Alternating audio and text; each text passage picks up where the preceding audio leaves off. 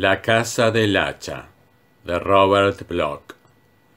Daisy y yo estábamos disfrutando de una de nuestras corrientes peloteras. La discusión se había originado con respecto a la póliza de seguros, pero al cabo de un rato, agotado el tema, nos habíamos enzarzado en los acostumbrados argumentos. «¿Por qué no te buscas un empleo, como todos los hombres normales?», me reprochó, «en lugar de pasarte la vida en casa, tecleando en la máquina de escribir». «De sobra sabías que yo era un escritor», respondí, «cuando te casaste conmigo.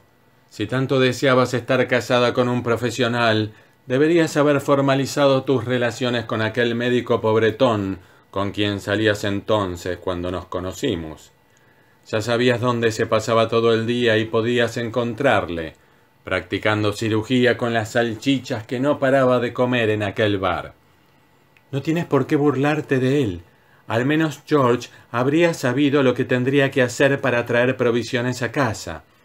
Oh, desde luego que era un gran proveedor. Siempre estaba proveyéndome de motivos para reírme de él». «Eso es lo peor que tú tienes, tu complejo de superioridad.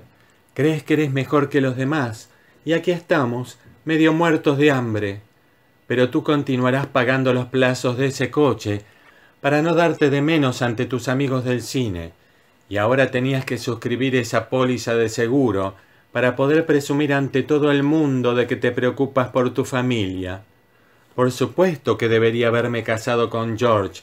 Por lo menos traería a casa alguna de esas salchichas al terminar su trabajo. ¿Con qué pretendes que me alimente? ¿Con papel carbón usado y con cintas para máquina?» «¿Y qué culpa tengo yo de que no me compren mis obras?», exclamé exacerbado. «Creí que aquel contrato iba a dar resultado, pero ya has visto que no.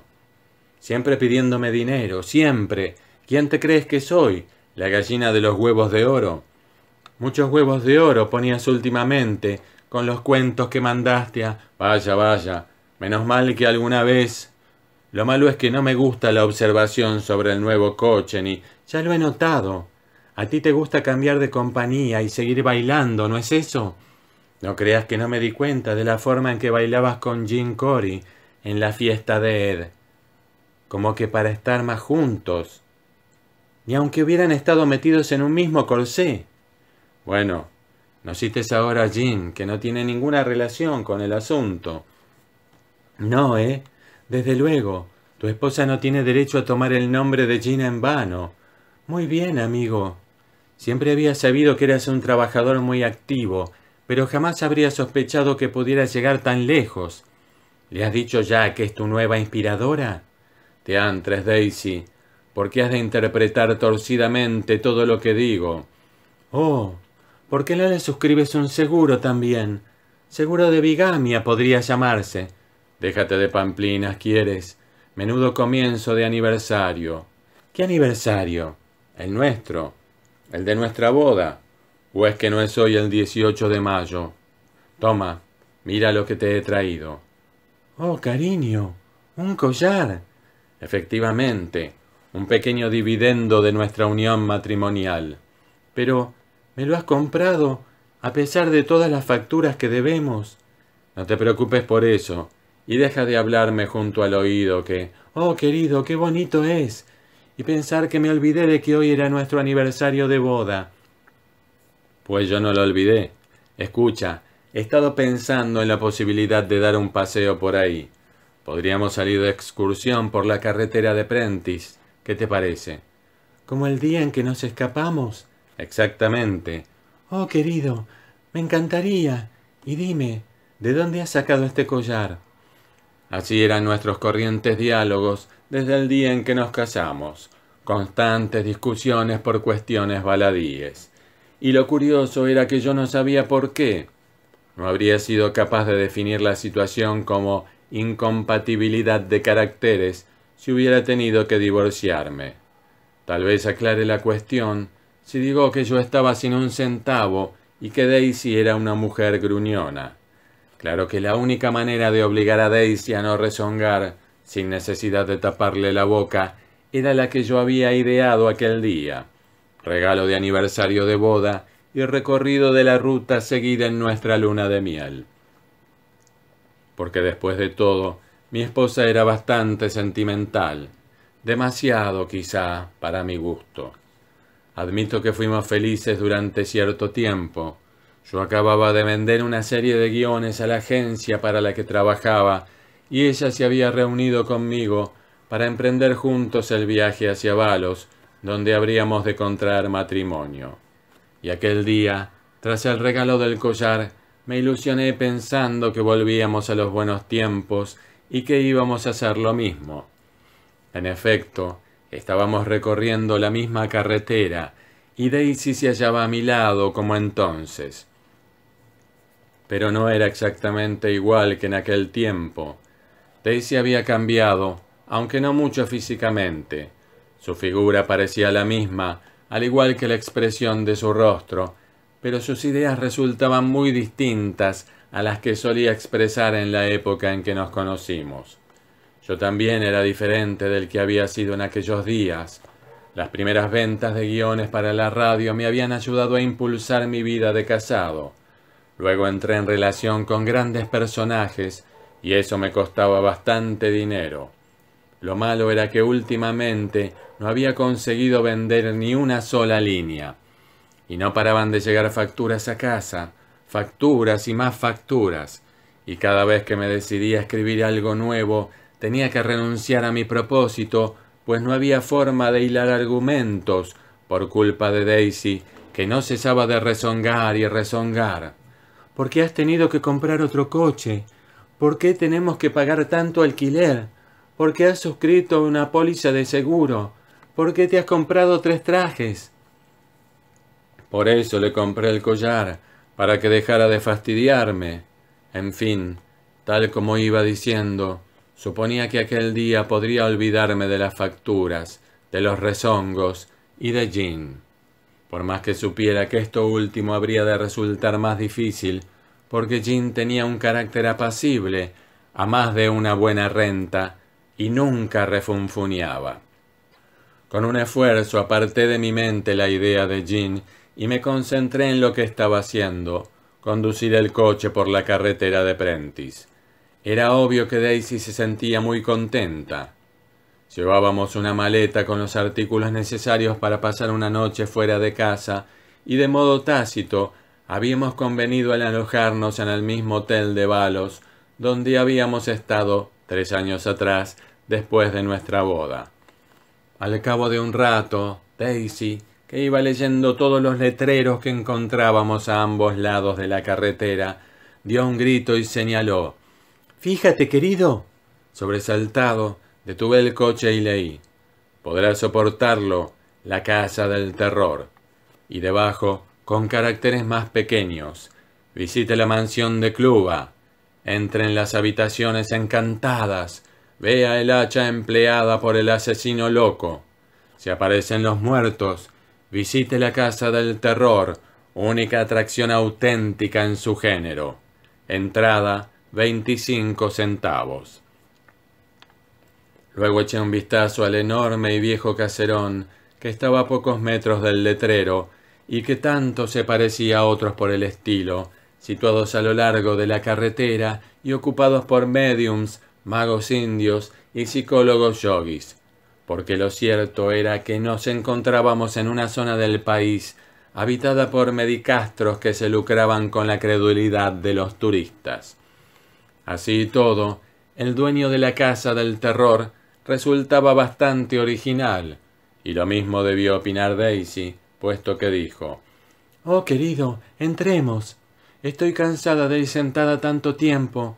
Además, es posible que vendan bocadillos y refrescos. Tengo hambre». Otra de las particularidades de Daisy era su afición a las novelas y espectáculos horripilantes, por las situaciones misteriosas, y, tal vez, pensé, habríamos sido más felices en nuestro matrimonio si me hubiera paseado por las habitaciones de mi casa, oculto el rostro detrás de un negro antifaz y acariciándole el pescuezo con un hacha. Al ver la animada sonrisa con que me miraba, exhalé un suspiro de resignación y puse el coche en marcha para llevarlo ante la puerta del caserón. Seguidamente bajamos y nos acercamos a la puerta, que en respuesta a nuestra llamada se abrió con lentitud y con un chirrido escalofriante, al estilo de las mejores películas de miedo. En el hueco apareció la cara de un hombre de siniestra expresión, que nos saludó con ronco acento. «Buenas tardes, señores. Adelante, adelante. Bienvenidos a la mansión de Cluba. Bienvenidos. Son 50 centavos». Pasamos al interior. Era un vestíbulo muy espacioso, que olía a humedad y a cosa vieja, pero por lo demás no impresionaba demasiado. Al menos, y al contrario que a Daisy, a mí no me impresionó. Más bien me indujo a pensar que si toda la casa estaba encantada, los únicos duendes que la habitarían serían las cucarachas. En cuanto al siniestro individuo que acababa de recibirnos, tendría que hacer algo fuera de lo común si pretendía convencerme. Por lo tanto, se limitó a decirnos: «Es un poco tarde, pero creo que tendré tiempo para mostrarles la casa. Hace un rato recibí a un grupo que venía de San Diego. ¿Qué les parece? Desde San Diego hasta aquí, solo por ver la mansión de Cluba. Les aseguro que no han gastado en balde su dinero. No, señor». «De acuerdo», pensé, «ahórrate tus elogios y saca de una vez a tus fantasmas. Dale un buen susto a Daisy con ayuda de alguna batería eléctrica y asunto terminado, que no queremos perder más tiempo». «¿Por qué está encantada esta casa?», preguntó entonces mi esposa. «¿Y cómo es que está usted aquí?». Una de las típicas preguntas de Daisy, a la que el hombre contestó: «Muy sencillo, señora. Esta casa fue construida por Iván Cluba, un director cinematográfico ruso que vino aquí en el año 23, cuando el cine mudo, poco después de que DeMille empezara a darse a conocer con sus películas. Cluba gozaba ya de renombre en Europa y no le costó mucho conseguir un contrato. Construyó esta casa y vivió aquí con su esposa. Dejando aparte sus actividades profesionales, en las que no obtuvo muchos éxitos, les diré que lo primero que hizo fue enredarse con una cantidad de ritos y cultos extraños. Ahora que recuerdo, había entonces en Hollywood bastantes tipos raros. Era la época de la ley seca, y había muchos adictos a las drogas y escándalos, y también había unos cuantos que practicaban la brujería. No como esos embaucadores que tienen consultorios a los lados de la carretera, no, señora. Lo que yo digo eran auténticos, y Cluba se relacionó con ellos». Tras haberse aclarado la garganta, nuestro guía, a quien yo había apodado ya mentalmente Pico del Oro, a causa de su ganchuda nariz, siguió diciendo: «Yo creo que aquel hombre estaba un poco trastornado o que se volvió loco de repente, porque el caso es que una noche, después de una reunión celebrada aquí, mató a su esposa ante una especie de altar que había construido en uno de los cuartos de arriba. Le cortó la cabeza con un hacha y desapareció. La policía vino aquí 2 días más tarde y encontró el cadáver, pero no halló ni el más leve indicio de Cluba. Es posible que se tirase por el acantilado que está detrás de la casa, o que... En fin, el caso es que mató a su mujer como una especie de sacrificio que le permitiría evadirse. Algunos de los miembros de aquel culto fueron detenidos, y hubo entre ellos muchos comentarios referentes a la adoración de cosas o seres que otorgaban dones, como por ejemplo el de poder evadirse de la tierra. Bueno, ya sé que todo eso no es más que una idea fantástica, pero lo cierto es que la policía encontró una estatua detrás del altar que no les gustó nada. La prueba es que no se la enseñaron a nadie y que luego quemaron todos los libros que había por la casa. También persiguieron a los adictos a tal culto y los expulsaron de California. Confieso que no soy más que un autor de cuentos cortos, pero aquella historia me pareció inmensamente pueril. Creo que sería capaz de hilar un relato más interesante que el referido por Pico del Oro, más interesante y más convincente. Luego calculé la posibilidad de que la historia fuese verídica, pero así y todo, que tenía de particular que un ruso chiflado y dado al ocultismo asesinara a su mujer. Eso sucedía de vez en cuando. La obra de un loco, semejante a tantas otras como aparecen diariamente en las columnas de la prensa. Pico del Oro había comprado aquella casa para explotar la negra fama que le había conferido el asesino, y nada más. A partir de entonces, agregó el guía, la mansión de Cluba quedó deshabitada.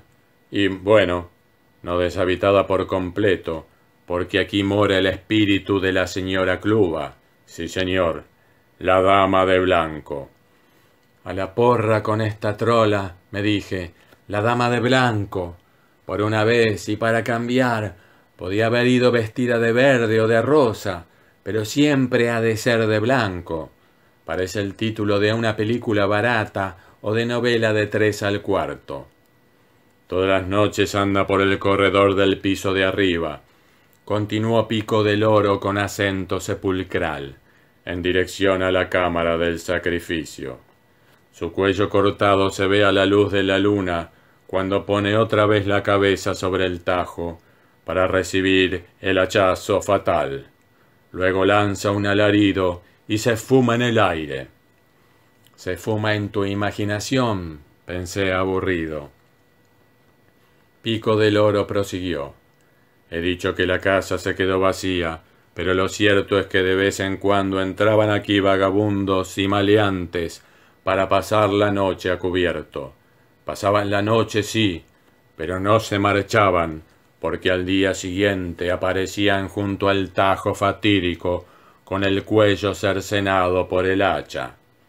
Cuando se corrió el rumor de lo que estaba ocurriendo, nadie se atrevía a acercarse a la casa, y como la empresa propietaria no podía venderla, me la alquiló a mí.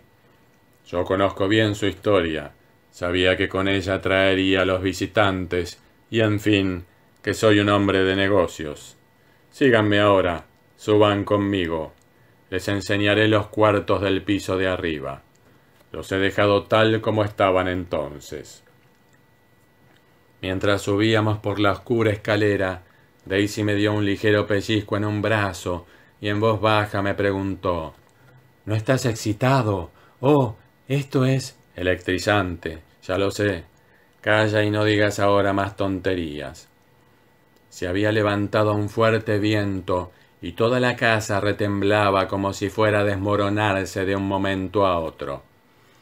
Seguimos al guía a lo largo de un tenebroso pasillo, a mitad del cual entró en una habitación pequeña para recoger una vela y encenderla. Luego nos precedió hasta un cuarto, en cuya puerta se detuvo para dejarnos pasar. El resplandor de la vela hacía que movedizas sombras danzasen por las paredes de la estancia, en un ángulo de la cual se veía una cama y en el centro un enorme bulto al que el guía se acercó. «El tajo del sacrificio», dijo. «Aquí fue donde Iván Cluba mató a su esposa en la noche del 12 de enero de 1924. De modo sorprendente, aquellas palabras, pronunciadas en el ámbito del cuarto del crimen, me parecieron distintas, verdaderas, portadoras de una realidad y no mera parte de una farsa destinada a engañar a incautos turistas. Un hombre, su esposa y un asesinato. Hay hombres que se creen dioses y quitan la vida a sus semejantes. Y no me refiero a los casos en que se dispara un arma de fuego, en el calor y apasionamiento de una reyerta, ni al golpe asestado por una persona enloquecida de rabia, ni al atropello mortal, ni a las muertes causadas en combate. Todo eso forma parte de la vida vulgar y corriente. Pero el pensar que un hombre pueda premeditar la muerte de un semejante con toda frialdad, pensar que pueda sentarse a cenar en compañía de su esposa y decirle: «Te quedan X horas de vida, querida. Nadie más que yo lo sabe. Yo, que soy la muerte para ti».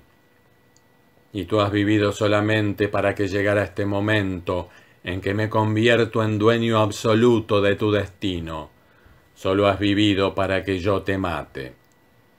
Luego me pregunté si Club habría odiado a su mujer, aunque a juzgar por la historia, no debía de haberla aborrecido, puesto que la mató para ofrecerla en sacrificio. A mi pesar me estremecí, pero lo achaqué al frío ambiente de aquella habitación, y seguí pensando en lo mismo, en la horrenda escena que allí se había desarrollado. Era como si oyese un susurro junto a mi oído, como si alguien estuviera diciéndome: aquí morí, aquí acabó mi vida, aquí cayó el hacha sobre mi cuello, y ahora espero que vengan otros y les ocurra lo mismo, porque solo me han dejado sed de venganza. Ya no soy una persona ni un espíritu, sino un poder aniquilador. Solo me impulsa el odio que nació en mí a causa de la injusticia con que me trataron. Y la única forma de liberarme de este odio consiste en hacer lo mismo, matar a otras personas, matar. Por eso me rodeo por estas habitaciones en busca de víctimas. Quédense suficiente tiempo y volveré a buscarles, y entonces en la oscuridad les cortaré el cuello con el hacha para saborear de nuevo el éxtasis de la realidad. En el interín, Pico del Oro seguía chachareando, aunque no pude enterarme de lo que decía, ocupado con mis propios pensamientos. En aquel momento vi que le mostraba un objeto a mi esposa, que dejó escapar una exclamación. Aquel objeto era un hacha, y su visión logró aterrorizar a Daisy hasta el extremo de paralizarla, de quitarle la noción de la realidad y de provocarle un desmayo. Al ver que vacilaba sobre sus pies, me apresuré a recogerla en mis brazos y exclamé: «¡Rápido! ¿Hay algún sitio donde pueda acostarla?». Antes de contestarme, esbozó una sonrisa, como si le complaciera el efecto de su relato, y luego respondió: «El cuarto de mi esposa está al lado del salón». Su esposa, pero no nos había dicho que en aquella casa no vivía nadie más que él, el muy embaucador. «¿Quiere que le diga que suba a cuidarla?», me preguntó. «No, no se moleste», le contesté desabridamente. «Yo la atenderé. Es propensa a estas cosas. Histerismo, ya sabe usted. Tendremos que dejar que descanse durante un rato. Y tendremos que olvidarnos del hotel de Balos y de nuestra segunda luna de miel», agregué mentalmente. Se marchó Pico del Oro y acomodé a Daisy en la cama de aquel tétrico cuarto, mientras la increpaba en silencio por su inoportuno desmayo, aunque no tenía ella la culpa. A continuación salí de la habitación y bajé al vestíbulo, pero al llegar al primer descansillo de la escalera me detuve por un instante, sorprendido al oír el rumor de las gotas de la lluvia mezclado con el aullido del viento. Lo que faltaba, pensé, un sonido apropiado para amenizar la función. Y en verdad que el ambiente de la casa no podía ser más impresionante, como el de una película terrorífica. Seguí descendiendo y al pie de la escalera me encontré con el guía, que me preguntó si quería que le preparase a mi esposa una ligera cena para cuando recobrase el sentido. Asentí con un gesto y le seguí a la cocina, donde me presentó a su mujer con estas palabras: «La señora Keenan». Era tal como me la había imaginado, gruesa, de unos 40 y tantos años y de aspecto bonachón. Poco después tuve ocasión de comprobar que era entendida en asuntos culinarios, así como que tenía considerable paciencia y tolerancia con su marido, ya que no opuso ninguna objeción cuando me invitó a beber un traguito, que resultó ser una serie de tragos procedentes de una jarra llena de brandy. Confieso que el licor me ayudó a rechazar mis negros pensamientos relativos a Cluba y su crimen, pese a que Mr. Keenan se empeñaba en recordármelos. «Sí, amigo», me dijo tras varias libaciones, «es cierto que aquí vivió Iván Cluba y que mató a su esposa, pero lo del fantasma que ronda por la noche, puras pamplinas. Lo único que hago yo es conservar el hacha y el tajo como piezas de museo, nada más. Y hay días en que no damos abasto para atender a los turistas. ¿Otra copita? No estaba yo muy seguro de que la historia del fantasma fuera una pura pamplina. Durante el rato que estuve en aquel cuarto, había percibido el pensamiento del asesino y los de su víctima. Aquel cuarto estaba maldito, y al recordar que había dejado allí a Daisy, me levanté inmediatamente, murmuré una excusa y subí a toda prisa al piso superior para ir junto al lecho en que reposaba mi esposa. Allí estaba Daisy, plácidamente dormida, sin saber en dónde se encontraba, sin temor al hacha ni a los aparecidos. Después de contemplarla por unos minutos, volví a la cocina y empecé a sentir los efectos del licor. Y como ocurre en estos casos, me dio por hablar y referí a los Keenan muchas circunstancias de mi vida, de mi profesión y hasta de mis tirantes relaciones con mi esposa. Keenan me escuchaba pacientemente, pero sonrió con aire burlón al mencionar yo la afición de Daisy a los relatos y espectáculos terroríficos. Esto le indujo a bromear con su mujer, que según afirmó era muy miedosa y seguía mostrándose recelosa por lo tocante a los cuartos de arriba. Ella, picada por la observación, lo negó vivamente y dijo que por qué iba a simular un miedo que no sentía. Al contrario, para demostrar su valor, estaba dispuesta a subir al piso superior a cualquier hora. «Estupendo», exclamó su marido. «¿Por qué no lo demuestras ahora mismo? Es medianoche, una buena oportunidad. Podrías subirle una taza de café a esa pobre mujer que tanto se impresionó con mi relato, ¿no te parece?» «No se molesten», tercié yo. «La lluvia está amainando. Subiré yo para despertarla y marcharnos enseguida. Ya sabe usted, Keenan, que tenemos que ir a Balos». Pero la buena mujer insistió mientras retiraba la cafetera de la lumbre. «¿Usted también cree que tengo miedo, no es eso?», inquirió. «Todos los hombres piensan lo mismo de sus mujeres, pero yo les demostraré que están equivocados». Vertió café en una taza, la puso sobre una bandeja, la tomó y con paso decidido se dirigió al vestíbulo. En aquel instante se aclararon mis ideas y dejé de sentirme aturdido por el licor y por mis negros pensamientos. «Keenan», murmuré, «¿qué pasa?» «Dígale que no suba». «¿Por qué?» «¿Ha subido usted a ese cuarto después de medianoche?» «Pues ahora que lo dice usted, no, nunca. ¿Para qué iba a tener que subir? Hay allí mucho polvo, ya lo ha visto usted, y es mejor que esté así para impresionar a los visitantes». «Entonces», inquirí, «¿cómo sabe que esa historia no es verídica? ¿Cómo puede asegurar que realmente no exista un fantasma?» «¿Fantasma? Oh, no sea usted ingenuo». «Keenan, le aseguro que la primera vez que estuve arriba presentí algo terrible, y también después, cuando subí a ver cómo estaba mi esposa. Usted está tan acostumbrado a este ambiente que no puede notar nada extraño, pero yo sí. Yo noté el odio de una mujer». Presa de intensa excitación, aferré a Keenan por un hombro y lo llevé hasta el vestíbulo para que llamase a su esposa y le impidiera seguir subiendo la escalera. Pero el dueño de la casa, atontado por las libaciones, persistió en su intento de convencerme de que todo era una farsa destinada a distraer a los turistas. «No es cierto», disentí. «Lo que usted ha dicho es verdad. La mujer de Cluba murió en esa habitación. Murió imprevistamente, cuando menos se lo esperaba, y cuando un sentimiento de odio estaba formándose en su espíritu. Y ese odio perdura todavía y adopta forma corpórea para empuñar el hacha y matar. Por lo que más quiera, Keenan, llame a su esposa». «¿Y la suya?», observó con sarcástica risita. «¿No teme por ella?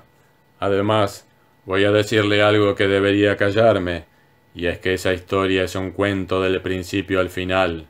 Comprende, todo inventado. Era evidente que Keenan estaba completamente embriagado. No obstante, se las arregló para continuar explicando. Sí, señor. No solo es mentira lo del fantasma, sino todo lo demás. Aquí no se ha matado a nadie. No, señor. Nunca ha existido ese Iván Kluba, ni tampoco su mujer. Ese Tajo no es más que un vulgar picador de carne que me regaló un carnicero amigo mío para montar la escena. Y el hacha es mía. Sabe usted, pero no se lo diga a nadie, porque el negocio, comprende, asesinato y fantasma, pamplinas y tonterías. ¿No se da cuenta que a la gente le gusta eso? Entonces, el negro pensamiento que había estado atormentándome volvió a apoderarse de mi mente.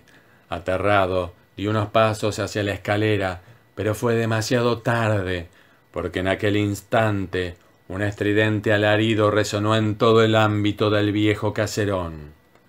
A continuación oí el rumor de unos pasos apresurados, y en lo alto de la escalera apareció la silueta de una mujer, que se detuvo allí unos segundos, para precipitarse luego peldaños abajo y quedar inmóvil en el suelo del vestíbulo.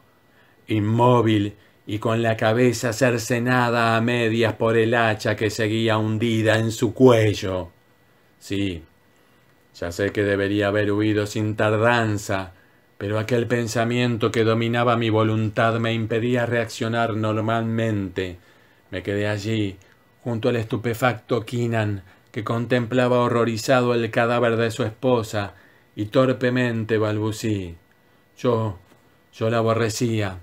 Usted no comprende cuánto llegan a fastidiar esas cosas, que se transforman en insoportable suplicio, y además, saber que Gina está esperándome y que podía cobrar el seguro. Si lo hubiera hecho en Valos, nadie habría sabido nunca. Aquí ha sido un accidente, pero ha sido preferible. Mejor que, sin hacerme caso, incrédulamente, Pico del Oro murmuró. Pero si no hay fantasmas, si es imposible. No, Keenan, esta es la realidad. Cuando usted empuñó el hacha allí arriba y mi esposa se desmayó, esa idea me asaltó de repente. Podría haber seguido bebiendo con usted en la cocina hasta que hubiese acabado de emborracharse. Luego habría subido a buscar a mi esposa para llevármela y usted no se habría enterado de nada. Pero, ¿y mi mujer? ¿Por qué está aquí, muerta? ¿Quién la ha matado, si no hay ningún fantasma en esta casa? Y otra vez presentí el odio de una mujer que sobrevive a la muerte y adopta forma corporal para ejercer su venganza sobre seres humanos. Me imaginé a dicho odio en el acto de empuñar el hacha y descargar un golpe mortal sobre la pobre señora Keenan. Y en un susurro expliqué. Ahora sí hay un fantasma en esta casa, Keenan, porque cuando subí por segunda vez a la cámara del sacrificio para ver cómo se hallaba mi esposa, empuñé esa hacha y la maté.